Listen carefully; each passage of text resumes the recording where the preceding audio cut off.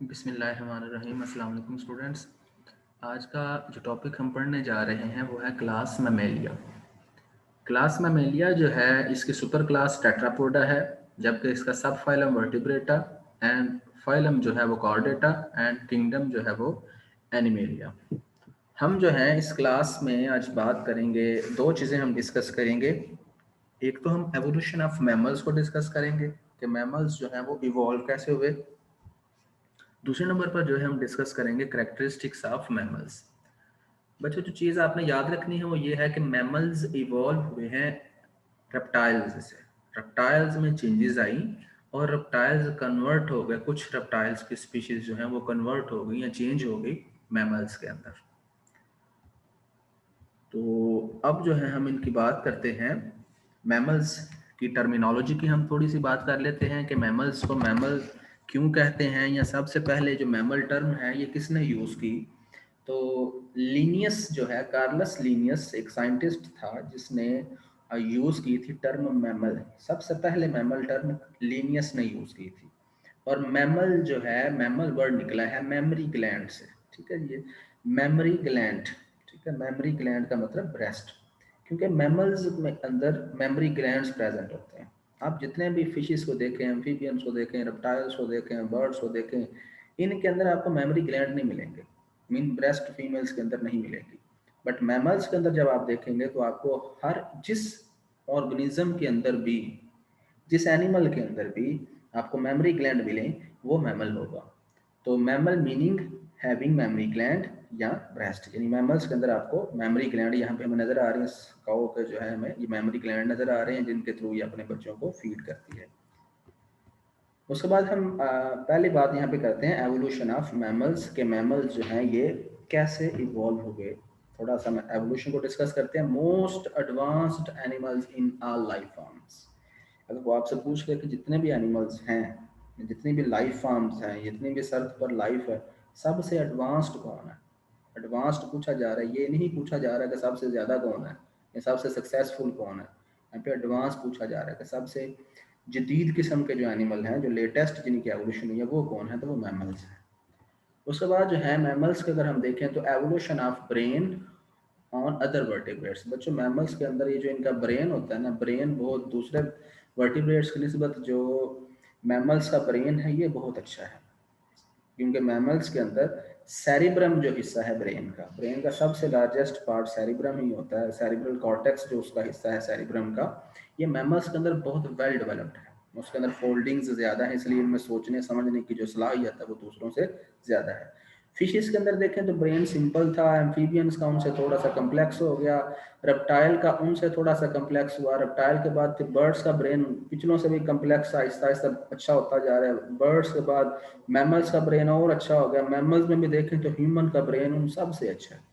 तो आहिस्ता आहिस्ता ब्रेन की एवोल्यूशन होती गई है, ब्रेन बेहतर होता गया पहले से। तो मैमल्स के अंदर जो इनका ब्रेन है वो दूसरे वर्टिब्रेट्स की निस्बत अच्छा है। इसके बाद जो है दूसरा जो करेक्टर है वो हम देखते हैं मैमल्स, कौन से मैमल्स के एंसेस्टर कौन से हैं। जैसे बर्ड्स के एंसेस्टर जो हैं वो आर्कियोपेटेरिक्स थे, तो मैमल्स का एंसेस्टर कौन है, कोटाइलोसॉर्स। ठीक है, कोटाइलोसॉर्स जो है ये मैमल के एंसेस्टर हैं। यहाँ पे देखें तो ये हमें एक जो है रेप्टाइल नजर आ रहा है। रेप्टाइल जो है कोटाइलोसॉर यहाँ पे नजर आ रहा है। ये निकालें, ये स्टार्ट वाला मैमल था जो रेप्टाइल से बना था। तो ये कोटाइलोसॉर से क्या बना है, यहाँ पे चेंजेस, इस कोटाइलोसॉर में चेंजेस होते गए और कोटाइलोसॉर के कुछ मेंबर किस्म बदल गए हैं। यहाँ पे देखें तो ये मैमल्स में बदल गए। ठीक है जी। तो मैमल्स जो हैं बाकी कोटाइलोसॉर लिजर्ड वो रेप्टाइल ही रहे हैं हमसे। ठीक है जी, बाकी इससे रेप्टाइल ही रहे हैं, लेकिन इसके कुछ मेंबर कोटाइलोसॉर के किस्म बदले हैं, ये मैमल्स में बदले। ठीक है जी। तो ये मैमल जो है, मैमल किससे इवॉल्व हुए, कोटाइलोसॉर से। उसके बाद जो है फॉसिल रिकॉर्ड ऑफ मैमल, कि हमें ये कैसे पता चलता है कि मैमल्स जो है रेप्टाइल से इवॉल्व हुए हैं। बिकॉज हम फॉसिल्स को स्टडी करते हैं, हम हड्डियां हमें पुरानी जो है वो बाकियात मिलती हैं हमें एनिमल्स की, जिसको हम स्टडी करते हैं और फिर हमें पता चलता है जी अच्छा जी ये एनिमल इससे बना है, इवॉल्व हुआ। तो मैमल्स में भी हमें फॉसिल मिलते हैं। अगर बच्चों हड्डियां जो हैं, फॉसिल ज़्यादातर हमें सख्त जिस्म के हिस्सों को मिलते हैं। मीन हड्डियां वगैरह को ज़्यादा, हड्डी क्योंकि सख्त होती है, वो जहाँ पे पड़ी होती है वहाँ पे वो अपना निशान छोड़ देती है। तो बर्ड्स की निस्बत हमें मैमल्स के फॉसिल अच्छे मिलते हैं। बिकॉज हमने स्टडी किया है कि बर्ड्स की जो बोन होती हैं वो हल्की होती हैं। इसलिए उनके फॉसल इतने अच्छे नहीं बनते। मैमल्स की बोन क्योंकि सख्त होती हैं, इस वजह से उनके जो फॉसल हैं वो अच्छे बनते हैं। तो fossil record is better than birds. Mammals का जो फॉसल रिकॉर्ड है वो बर्ड से अच्छा होता है ड्यू टू हार्ड बोन्स, क्योंकि उनकी हड्डियां सख्त होती हैं। तो यहाँ पे आपको नजर आ रहा है ये मैमल की तरह का, इसके एक्चुअली हमें फॉसल मिला था और इस फॉसल की बुनियाद पर फिर हमने कंप्यूटराइज जो है इमेज बनाया और हमने कहा जी इस तरह का ये एनिमल हुआ करता था। तो मैमल लाइक रेप्टाइल्स इन जुरासिक, मैमल्स के जो हमें फॉसल मिलते हैं वो कौन से पीरियड से मिलते हैं? हमें जुरासिक पीरियड से। और तब जो है वो हमें जो जो एनिमल मिलता है वो एनिमल जो है वो जो हमें रेप्टाइल मिलता है उस रेप्टाइल की शक्ल थोड़ी बहुत मैमल की तरह की है। साइज ऑफ माउस, इसका साइज कितना है जी? चूहे की जितना साइज है। लिव ऑन ट्रीज, ये दरख्तों पर रहता है। उसके बाद जो है मैमल लाइक रेप्टाइल, ये हमें नजर आ रहा है, इसके जाज में टीथ वगैरह भी प्रेजेंट है, ये प्रॉपर नजर आ रहा है। उसके बाद जो है एक और हमें फॉसल मिला मैमल का, वेरानोप फॉसल इन टेक्सास। ठीक है, टेक्सास जो है ये अमेरिका का ही है सिटी। तो टेक्सास के अंदर हमें जो फॉसल मिला है उसका नाम है वेरानोप। 5 ग्रुप, अभी हमें इस फॉसल का नजर भी आ रहा है, ये फॉसल है ये वेरानोप का जो है। 5 groups of mammal like reptiles 50% characters, हमें जितने भी बच्चों ग्रुप्स मिले हैं उनमें से जो 5 ग्रुप ऐसे हैं फॉसल्स के जिनके तकरीबन 50% करेक्टर किसके हैं? मैमल्स की तरह, 50% रेप्टाइल्स की तरह के हैं, जिसकी बेस पर हम ये कह सकते हैं कि मैमल्स रेप्टाइल से बने हैं। Mammals became dominant in Cenozoic period, यानी कि हर एक पीरियड के अंदर कोई ना कोई एनिमल इस दुनिया में डोमिनेंट रहा है, यानी उसकी तादाद ज़्यादा रही है। तो मैमल्स की अगर हम तादाद की बात करें, ये किस पीरियड के अंदर ज़्यादा इन्होंने फ्लरिश हुए हैं, किस पीरियड के अंदर ज़्यादा ग्रो किया है, तो वो सीनोजोइक पीरियड है। एमसीक्यू इसके लिए इंपॉर्टेंट है कि मैमल्स कौन से पीरियड में डोमिनेंट हुए जी? सीनोजोइक पीरियड के अंदर। इसके बाद जो है अब हम करेक्टरिस्टिक्स ऑफ मैमल्स या करेक्टर्स ऑफ मैमल्स को, यानी कि मैमल के यूनिक फीचर कौन से हैं जो दूसरों से मुख्तलिफ हैं। मैमल्स के अंदर बच्चों मेमोरी ग्लैंड्स होते हैं। तो mammary glands of female present, mammals के अंदर फीमेल के अंदर मेमोरी ग्लैंड्स प्रेजेंट होते हैं जिनकी मदद से ये अपने यंग वंस को, बच्चों को फीड करती है पैदा होने के बाद। उसके बाद जो है मैमल्स के जिस्म पर हेयर्स होते हैं, बाकी किसी के जिस्म पर आपको बाल नहीं नजर आएंगे जितने भी वर्टिब्रेट्स हैं, बट मैमल्स के जिस्म पर हमें क्या नजर आएंगे? हेयर्स नजर आएंगे। Body covered with hairs instead of scales, बाकी के अंदर हमने स्केल्स पढ़े थे, लेकिन मैमल्स के अंदर इनकी बॉडी पर क्या मौजूद है? स्केल्स की जगह पर हेयर्स नजर आ रहे हैं। इसकी बॉडी पर भी हेयर है, बट इस मैमल की जो हेयर है, कुछ हेयर जो है वो स्केल्स में चेंज हो गए हैं, बट यहाँ पे अगर आप देखें तो हेयर्स ही हैं इस मैमल के ऊपर। ह्यूमन की बॉडी पर भी हेयर मौजूद है। हेयर्स एक्चुअली उन्होंने अपनी थर्मो रेगुलेशन के लिए, मैमल्स के अंदर थर्मो रेगुलेशन का प्रोसेस हेयर्स के जरिए किया जाता है। हेयर्स के जरिए वो अपना टेम्परेचर मेंटेन रखते हैं। उसके बाद जो है मैमल्स के अंदर एक और यूनिक फीचर जो है वो जो किसी के अंदर नहीं है, मस्कुलर डायाफ्राम। मैमल्स के अंदर डायाफ्राम बन गया हुआ है। बच्चों अगर आप यहाँ पे देखें तो ये ह्यूमन के अंदर दिखाया गया। ह्यूमन के अंदर एक तो उसकी होती है ना चेस्ट कैविटी, सीने वाला जो उसका हिस्सा है, एक उसकी होती है एब्डोमिनल कैविटी, पेट वाला हिस्सा। तो चेस्ट कैविटी और एब्डोमिनल कैविटी के दरमियान अल्लाह ने गोश्त का एक टुकड़ा रख दिया हुआ है। ठीक है जी, इस टुकड़े को हम नाम देते हैं डायाफ्राम। ये हमें नजर आ रहा है यहाँ पे डायाफ्राम। डायाफ्राम ने क्या कर दिया है कि सीने के ऊपर, सीने के अंदर जितने भी आज़ा थे जिस्म के, उनको पेट के अंदर जो ऑर्गन्स या जो आज़ा होते हैं उनसे अलग कर रहा है। ठीक है, ये सेपरेट कर रहा है। तो ये मसल्स का बना होता है और ये स्केलेटल मसल्स इसमें होते हैं जो कि डायाफ्राम कहलाता है। ये तमाम ह्यूमन के अंदर भी है, ह्यूमन के अंदर उसकी पसलियों के नीचे है। ठीक है, ह्यूमन के अंदर उसकी पसलियों के नीचे सांस लेने में मदद करता है। ये बाकी भी मैमल्स के अंदर प्रेजेंट होता है। तो यहाँ पे ये एक कैट से दिखाई गई है। इस कैट के अंदर अगर आप देखेंगे तो ये रेड कलर का आपको डायाफ्राम नजर आ रहा है जो कि इसकी चेस्ट कैविटी को इसके एब्डोमिनल कैविटी से सेपरेट कर रहा है। तो ये मस्कुलर डायाफ्राम सिर्फ मैमल्स के अंदर ही प्रेजेंट होता है। उसके बाद है मैमल्स के अंदर लोअर जा composed of only one bone. यहाँ पे रेप्टाइल को दिखाया, पहले देखें अगर आप, तो रेप्टाइल का जो जा है, जबड़ा जो है, लोअर जा अगर आप देखें तो एक ये है येलो कलर का, इसके पीछे भी है ये हड्डी, ये बीच में जोड़ है, जॉइंट है। रेप्टाइल्स के अंदर इसका मतलब ये है कि मोर देन वन बोन है इनके लोअर जा। ये तो होगा ना ऊपर वाला जबड़ा, अपर जा, और ये वाला लोअर जा। रेप्टाइल के अंदर देखें तो लोअर जा के अंदर मोर देन वन बोन है, एक से ज्यादा है। जबकि मैमल के अंदर अगर आप देखेंगे तो मैमल के अंदर ये कंप्लीट बोन आपको नजर आ रही है। यानी मैमल के अंदर लोअर जा क्या है? ये एक ही है, कंप्लीट बोन है। इंसान के अंदर अगर आप देख लें तो उसका जो निचला जबड़ा है वो एक ही बोन का बना हुआ है। तो लोअर जा composed of only one bone, कि मैमल्स के अंदर ये जो इनका लोअर जा है जिसको मैंडिबल भी कहते होते हैं, ये सिंगल बोन वाला होता है। उसके बाद है मैमल्स की ये भी निशानी है कि मैमल्स के अंदर जो वर्टिब्री है, ठीक है, वर्टिब्री जो सर्वाइकल वर्टिब्री है, सर्वाइकल वर्टिब्री गर्दन के अंदर जो हमारे मोहरे हैं, हमारी रीढ़ की हड्डी, ठीक है, रीढ़ की हड्डी जो है उसके अंदर जो छोटे छोटे हिस्से हैं उनको वर्टिब्री कहते हैं, जो उसकी बोन है छोटी छोटी। अब गर्दन के अंदर ये जो बोन होती है इनको सर्वाइकल वर्टिब्री कहते हैं। यानी हमारी गर्दन के अंदर अगर हम सर्वाइकल वर्टिब्री को गिनेंगे तो ये हमें 7 मिलेंगे टोटल, ठीक है, 7। आप किसी भी मैमल को उठा लें, कुत्ते को, बिल्ली को, ठीक है, चीते को, हाथी को, किसी भी मैमल को आप उठा लें, आपको तमाम मैमल्स की गर्दन के अंदर 7 ही वर्टिब्री मिलेगी। हालांकि अगर आपको आपसे पूछ लीजिए जिराफ की जो है नेक, उसके अंदर कितनी वर्टिब्री है, तो आपको नजर तो आ रहा है जिराफ की नेक तो बहुत लंबी है, इसका मतलब उसमें वर्टिब्री ज्यादा होंगे, बट नो, जिराफ की नेक के अंदर भी 7 वर्टिब्री ही हमें नजर आएंगे, बट इसकी वर्टिब्री जरा लंबी हो जाएगी, ठीक है जी। तो हर मैमल की गर्दन के अंदर 7 वर्टिब्री ही होंगी। तो मैमल के अंदर ये भी करेक्टर है कि ये भी सबसे डिफरेंट इनका करेक्टर है। इसके बाद जो है एयर, मैमल के कानों की बात करें तो मैमल के अंदर जो है ये जो कान है इनके, ये जो कान का बाहर वाला हिस्सा होता है ना, इसको एक्सटर्नल एयर या पिन्ना कहते होते हैं। ये देखें, ये जो कान के बाहर वाला हिस्सा है, कान के 3 हिस्से ना, एक्सटर्नल, मिडल और इनर एयर। तो ये जो बाहर वाला हिस्सा में नजर आ रहा है फ्लैप की तरह, ये पिन्ना कहलाता है। ह्यूमन के अंदर भी ये जो बाहर वाला हिस्सा है हम इसको पिन्ना या एक्सटर्नल एयर कहते हैं। तो आपको किसी के अंदर भी एक्सटर्नल एयर नहीं मिलेंगे, एम्फीबियंस, फिशेज, रेप्टाइल्स, बर्ड्स के अंदर, बट मैमल्स जितने भी आप देखेंगे तमाम मैमल्स के अंदर आपको एक्सटर्नल एयर मिलेगा। इसका मतलब बच्चों ये नहीं है कि किसी के अंदर कान नहीं है, कान है उनके अंदर, बट यहाँ पे एक्सटर्नल एयर की मैं सिर्फ बात कर रहा हूँ। ये जो बाहर वाला हिस्सा में नजर आ रहा है, ये सिर्फ जो है ये एक्सटर्नल एयर करेक्टर सिर्फ और सिर्फ मैमल्स का है।